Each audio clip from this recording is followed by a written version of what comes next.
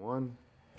What's going on, Oasis? Hello, happy Monday. Hope things are going well on this side of, I guess, what is days off Yeah. for the students. Yeah. And it's the way it goes. And the fall break, I was talking to someone who was, he used to go to church here. He lives in Virginia now. Good old Preston May. We're just kind of like reminiscing, like, man, yeah, these kids today, man. Yeah, It was almost like fall break. I was like, that was called Thanksgiving when I was in school. God, that's the truth, man. That's the truth. My own son is this way. AISD has, what is it? They were off today. Well, they were Yeah. off Friday. They're off today. They have to go to school tomorrow. But then there's like PSAT or something on Wednesday, so he doesn't have to go to school. So he has to go. So, yeah. Yeah, he has to go to school Tuesday, and then Be inconvenienced. yeah, yeah. And of course, senior. So there's a little bit of senioritis that goes along with that. And Yeah. it's- Tell me why I show up. yeah.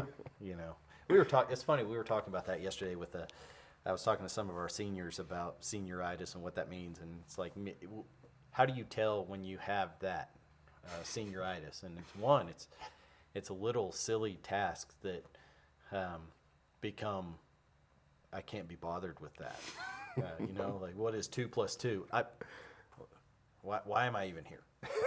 And I don't blame them, man. That's been around forever. I had it, Yeah. But then when you add these weeks that are weeks, so for him, he has today off, goes to school tomorrow, has Wednesday off, and then he has a football game 4 hours away. So Thursday's off. That's out. Might as well be the weekend today. He has a 2-day week this week. Don't get me wrong, he'll have to do homework for Thursday and all that, but Yeah. so lame. So. Oh goodness. Well, the encouragement. There's still encourament wherever we can find it, I Oh guess. yeah, that's right. Just Yeah, keep don't get me moving. wrong, man. He's living his best life. I wish I was living it, to be honest. But That's the way it goes. yeah, Anyway, that's our embellishment of this generation. right. And today I'm coming out of Philippians 2 and just chapter 1. And the chapter of Philippians 2, man, if there's anywhere to, I don't want to say sum it up because there's a couple of examples here, but it starts off him identifying these four elements that need to be a part of our life. He says in verse 1, he says, so if there is any encouragement in Christ, if there's any comfort in love, any participation in the Spirit, and affection or sympathy, complete my joy by being of the same mind, having the same love, being in full accord of one mind. And he starts off this chapter, he continues in the letter, I should say, not starting off the chapter, but he continues on of this four-part element. He's about to give four examples from four different individuals. He's going to dig into Christ, he's going to dig into himself, he's going to dig into Timothy, and Epaphroditus. He's going to wrap up them all culminating in what they've given for others to experience joy and to fully know and accept the gospel. And so inside this reality of this encouragement, and it's kind of breaking this down because he goes into this realm of Christ, of Christ being that he is one in the form of God in verse 6 of that doctrine of the Trinity, of the triune God, and Jesus being not it being said as something to be called equality with God, but him just simply being in the form of God, and then the willingness that he went. But all of that came out of humility. And so I want to get back to encouragement, this encouragement in Christ of what it is for us to be encouraged. When I looked up that word encourage, it can also mean an earnest ask or an earnest request.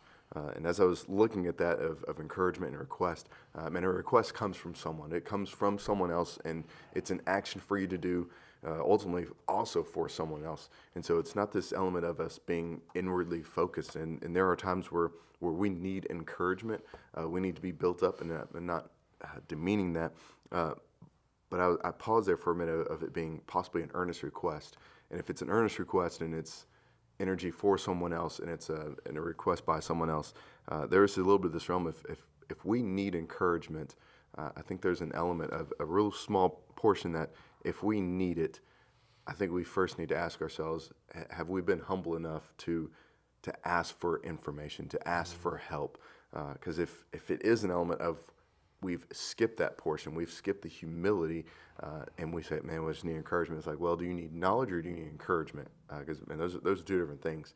But although they run a little bit parallel of each other, because man, when we're encouraged by someone else, man, it's the fact that someone's either seen something in us or wants to see something in us that we're decently good at, or maybe they enjoy a time sharing with us. But inside this encouragement in Christ, man, that really digs deep down into the reality of Christ being humble and him coming through into this world and living it out. But us, if we're going to achieve this mind, if we're going to achieve this one element that which brought Paul joy and which brings Christ and God joy, and we have to first humble ourselves to be able to see all these other elements, to be encouraged by Christ, to be able to identify the path that he has for us. If we don't, we're not going to see the love, we're not going to see participation, and we're definitely not going to see the affection or sympathy that we are supposed to be exuding out towards other people. And so inside this realm of encouragement, man, I hope that today you take a moment to, one, encourage someone else. Man, just take that, because we've been commanded to encourage it, to be actively seeking after, not just when someone feels down, but man, it's part of the duty and calling for us to continue to build each other up, to stir up the good works with one another, and not just being around each other, but man, to encourage and to exhort Christ inside of all of us. Because if we don't do that, one, we won't ever realize when we might need to be encouraged. And it's inside that realm. I think can be kind of a sticky element of us always wanting to be encouraged by others, which is great. Don't get me wrong. It is amazing to be encouraged by others. But if we have the humility to gain knowledge and to ask for it, man, that might be all the encouragement we need. Just continuing on. I think that act of humility, what you're talking about there, that's a key to a lot of things. Just the humility to say that not everything is about me, but also to admit we need some help, man. Yeah. We need some help sometime, and that's okay. But then also it's the humility is if we're going to encourage other people, then we're inherently making it not about us. Yeah. We're making it about the other individual. Yeah. And that really kind of plays into what I'm talking about today is, so Pastor Bradley with, and the whole church moving through October with the Project 938.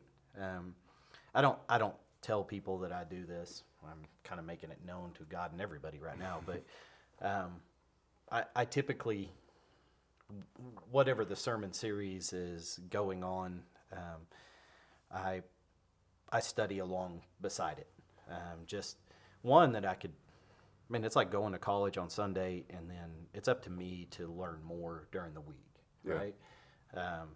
And to take that, not deeper. That's not what I'm saying.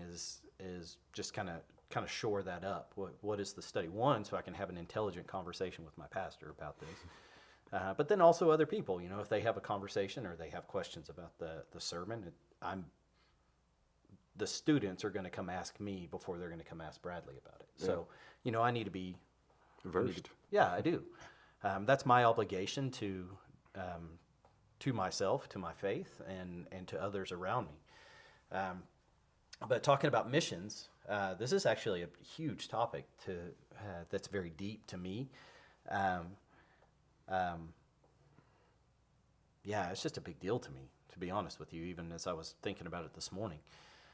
Just going on missions, I believe in them, but it brings up the questions of what is the missional nature, one, of the church, which Bradley is addressing and calling, but then what is also the missional nature of the individual, the makeup of the church, which again is being challenged with us to go and to be one of the workers.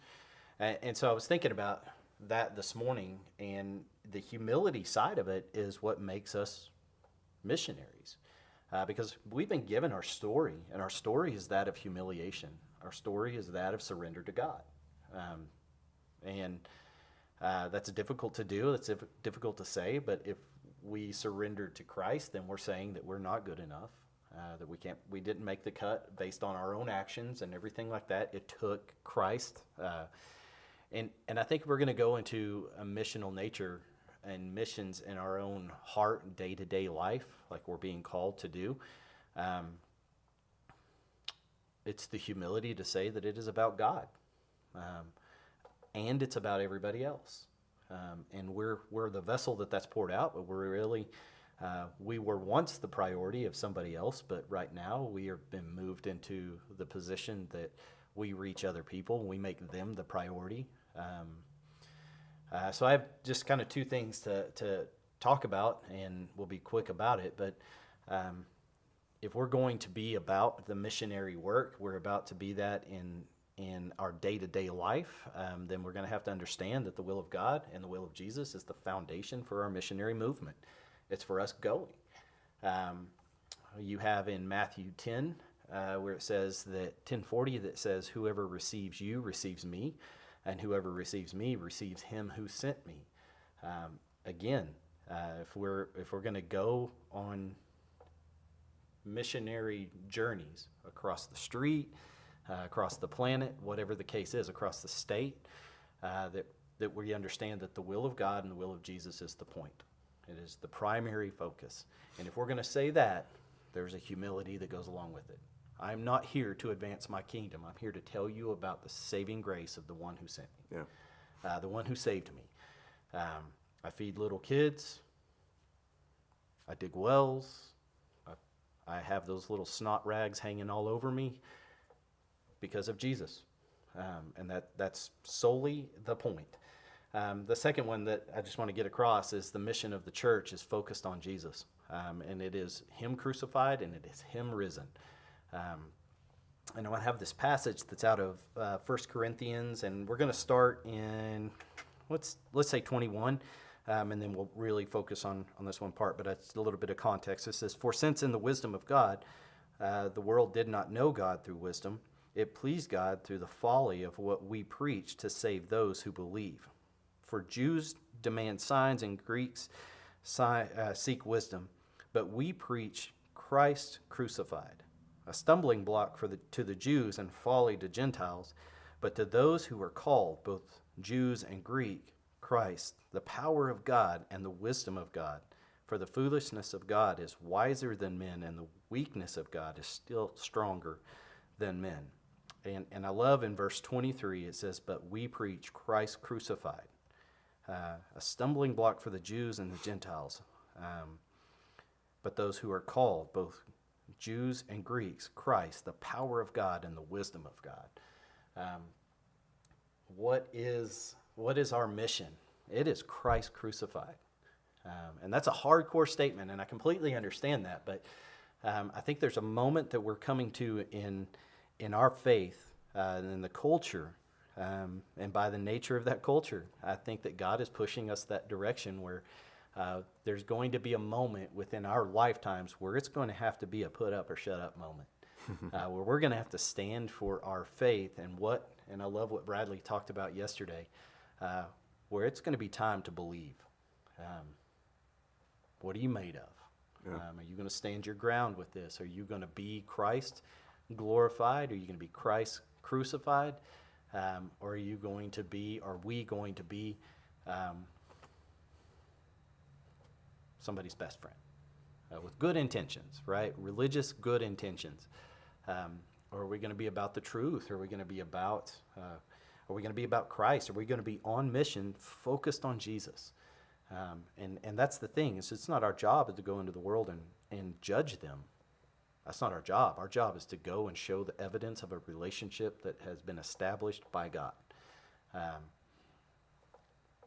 That is so humbling. Because, man, we don't deserve it, and we didn't do anything really for it. Yeah. But God saw fit to save our lives. Right on. Then I want everybody else to know that too. I didn't deserve it. I'm the chief of sinners. I'm such a screwball. But God saw fit to not only save me, but use me. I don't get it, but I'm grateful for it. And if that's the case, even in my own life, it's just focus on Jesus. That's the point. And there's also this amazing amount of being let off the hook with that. I don't have to prove God. God proved God. I don't have to prove anything other than a relationship with Christ. And that's just seeking him more and being about his business and being about other people in his name. Not difficult. We don't have to have any splitting of atoms or anything else. Yeah. Just to live a life that is worthy of the calling that Christ gave us. That sounds much like burden lifted. It does, man. Yeah. It does. I don't have to do. Was it yesterday? Yeah, whatever, man. We love. Yeah, it was yesterday morning in youth. We are such a checklist group of individuals. You know, I don't understand why we want to do whatever the heck we want to do, but then immediately we create a checklist, and if you don't check off all the boxes on the checklist, then somehow you're wrong and going to. But man, that is not God. Man, he created this law to point us to him, and to show us the way to him. That's not what we do. But anyway, I could clearly go off on a tangent on that. So I don't want to. Man, just be on mission and just take a moment to pray for humility and pray for your mission. Pray that, if there's an area in your life that, in our life, that we are not focusing on God, just take a moment to, God, take that from me. Show me how to deal with it. Humble yourself, and then make it about other people. Make it about Christ and other people. So that's my bit. Clearly, we could go on for days, and I could talk about that for days, but we only have minutes. So it's good to see everyone. Continue to pray for Project 938, just praying for the laborers. lost. Yeah. Yeah. So love you guys. Good to see you. Have a great week.